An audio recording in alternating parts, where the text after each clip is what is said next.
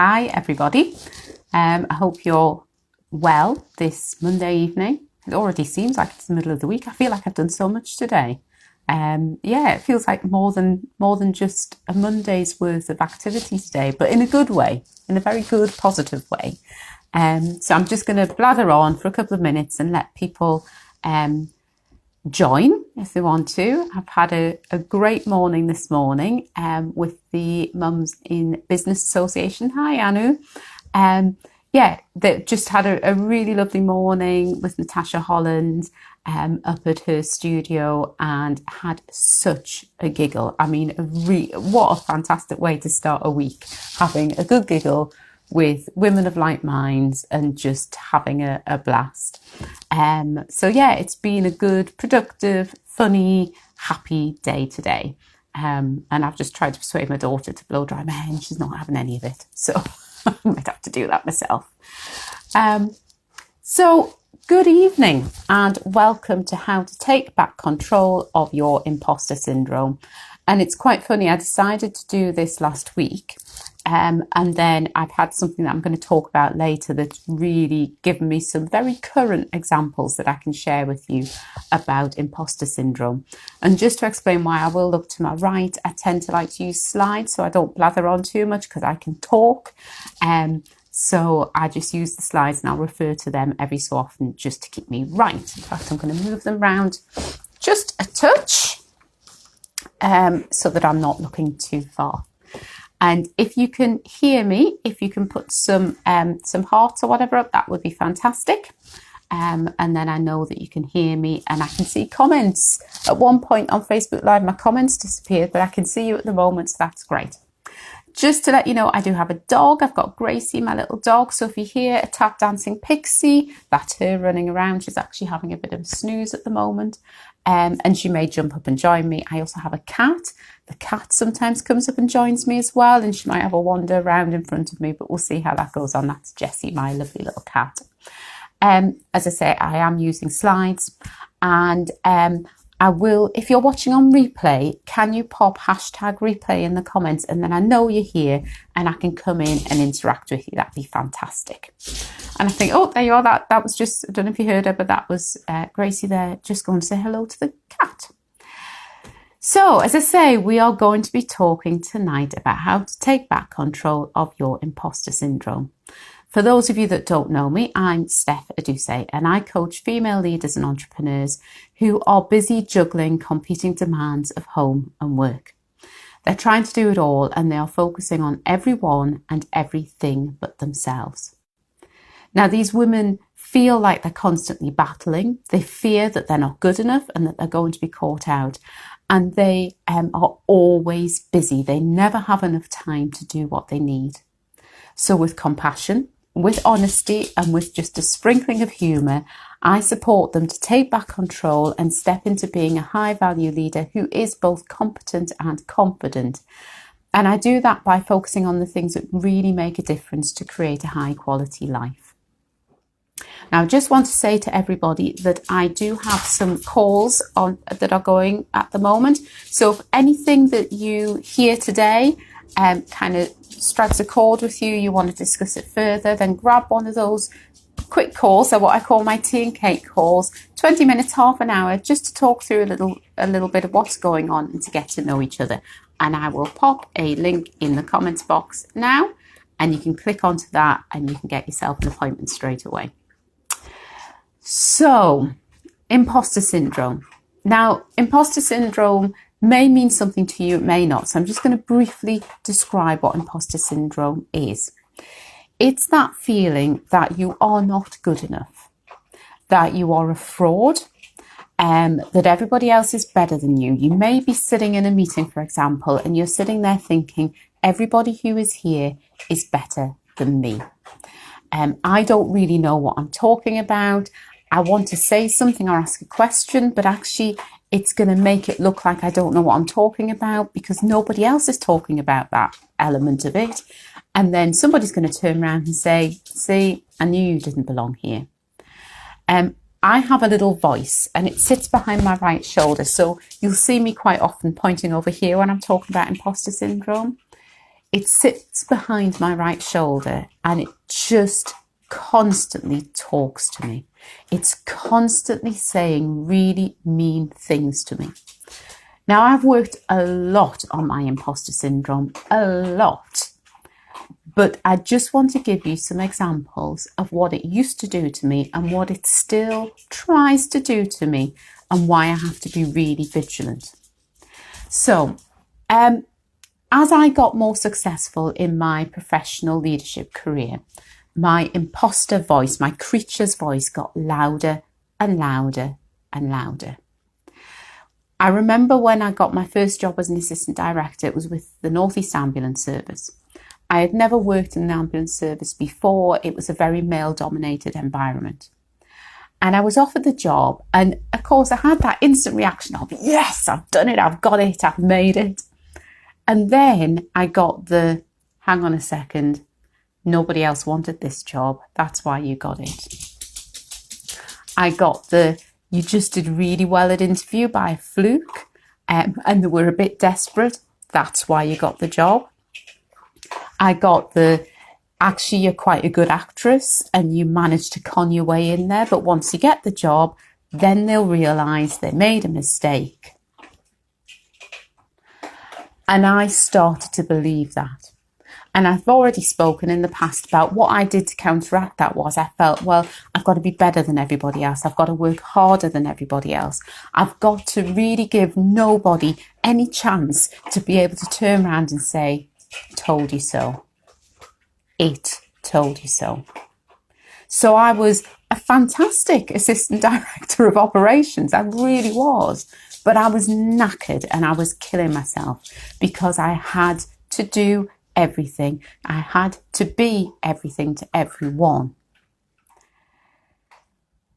Recently, and some of you may know this, and I'm really, really happy and really, really proud, but I was nominated for the Chronicle Sunshine Fund Glass Slipper Awards and have been one of the finalists in the Woman in the Community category, which is fantastic. I mean, it's really, really fantastic. And I just found out about this on Friday. And this is an example of what this can do to you. So almost immediately it started. I bet you there were only 4 people actually nominated because there's 4 finalists. I bet you were number 4 and they just put you in for diversity. Yeah?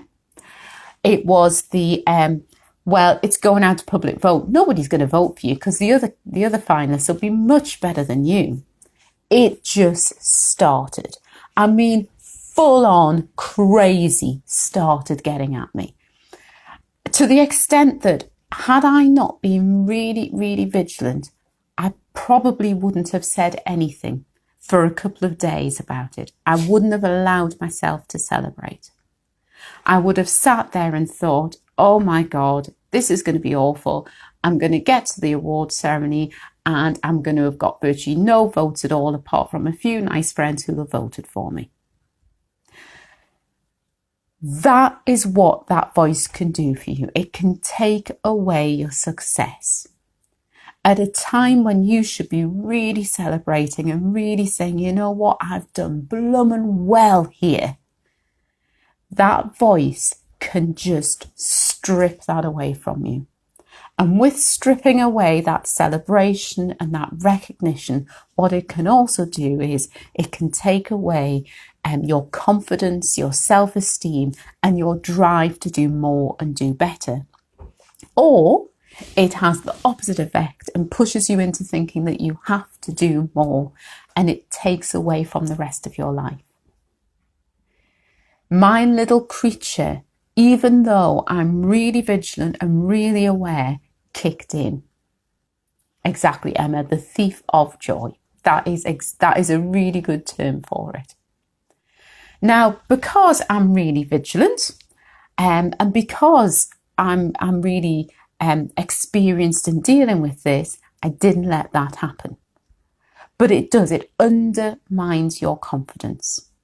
And what it can do then is it can stop you contributing. So you're sitting in a meeting, as I say, you're sitting there thinking, I think I've got an idea here, but why has nobody else got it?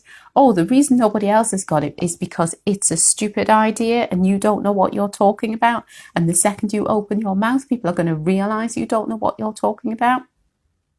So you don't say anything. You just are quiet. So then you don't show actually that you know what you're talking about. And even worse, the people that are there with you don't get the benefit of your input. You start beating yourself up, because then if you're anything like me, what you then do is you walk away and you say, you know, you knew that. You knew and you didn't say anything.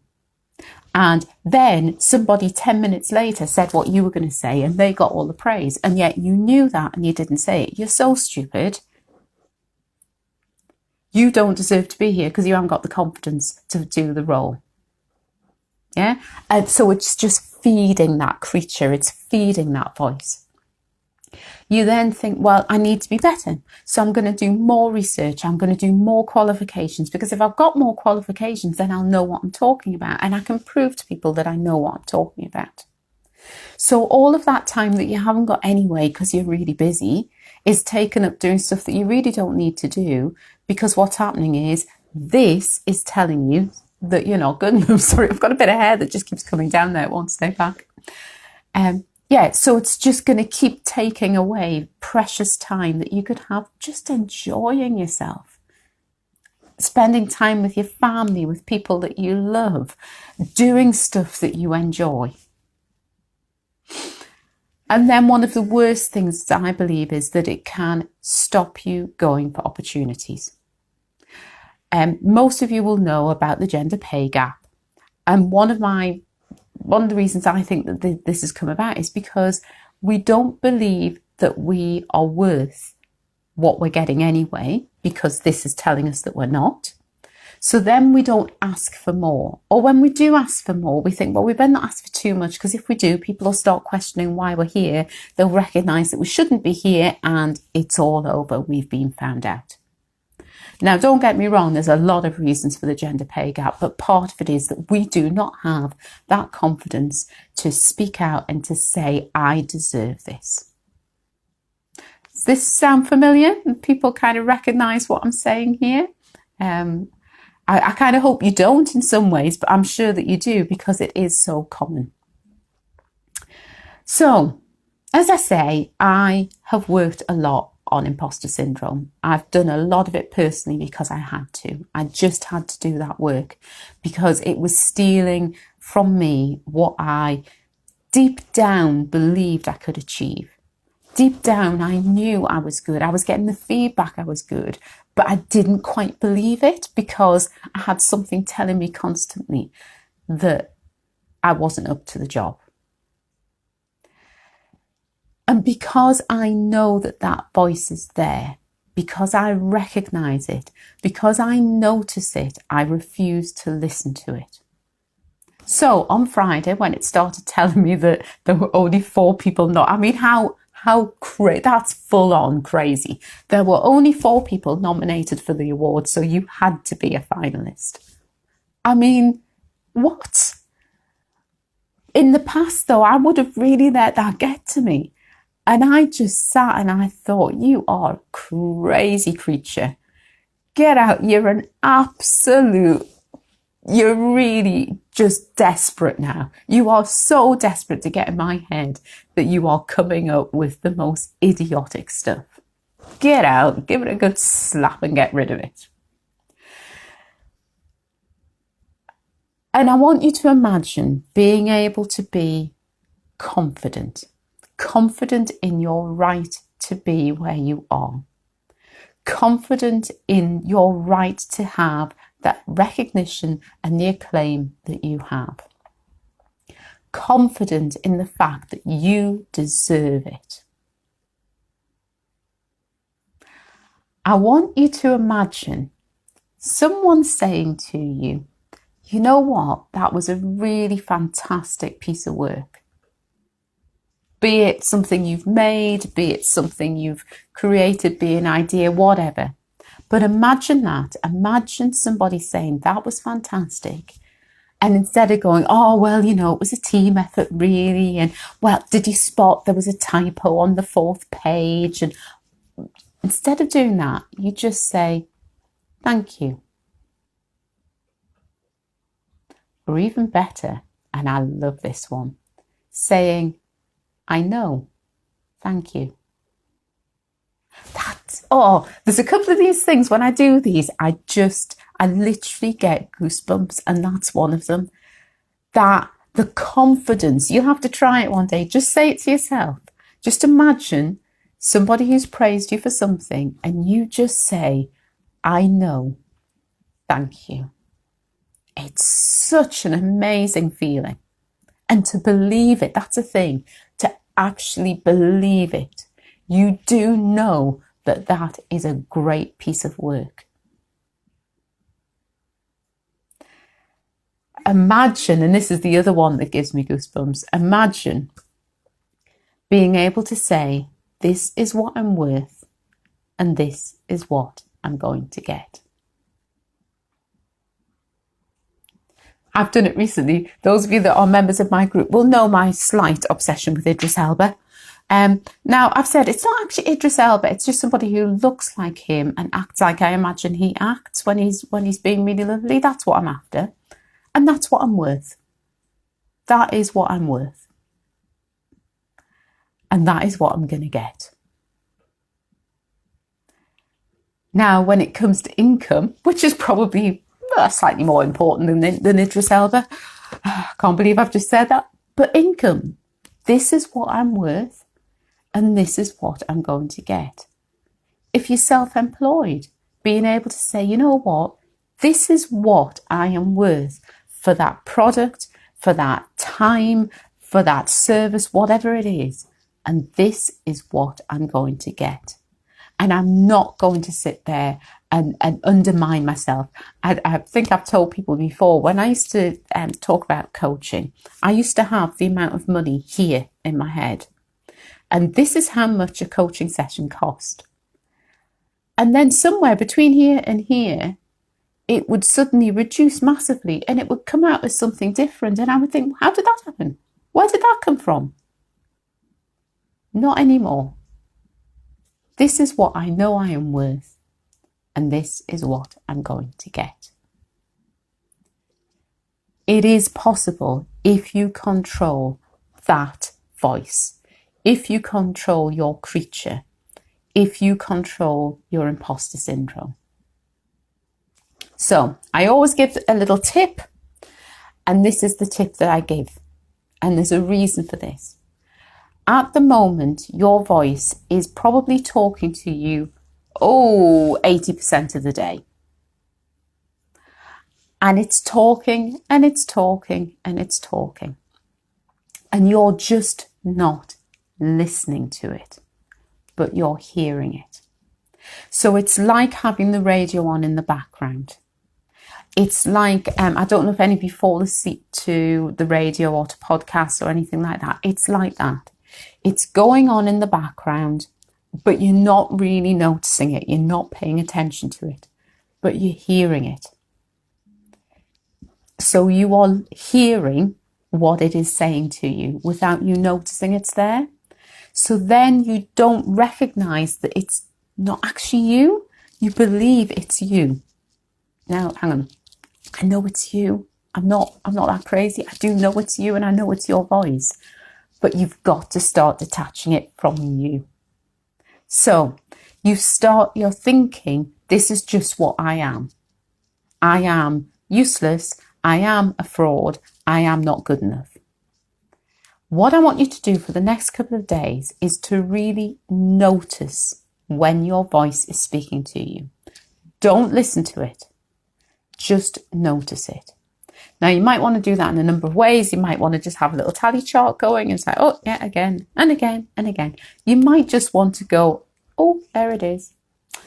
There it is again. Oh, that's interesting. That's a new one. Oh, and there it is again. However it works for you, I want you to just notice when that voice is speaking to you. And just doing that will help you on the way to getting control. to muzzling it, as I say. I actually see mine now with a muzzle on, and that's where I want to get you to. So I hope you found that useful, and that now that I've shared my full-on meltdown with you that I had. Well, it wasn't quite a full-on meltdown because I spotted it and I dealt with it. But as I say, if you'd like to have a chat, just a brief tea and cake call with me, I'll pop that link in the comments box again for you. So you can just click on that link. Oh, I've put it in twice. I'll come back to it later. You can click on that link and you can get a call with me. Anybody got any comments, questions or anything? Because I'm more than happy to have a bit of a chat if anybody's got any questions. But if not, I will let you go because I know it's late and you'll all be wanting to do this stuff before you go to bed. So have a lovely, lovely evening. Notice that voice, and I hope everything goes really well for you for the rest of the week. Take care, everyone. Bye.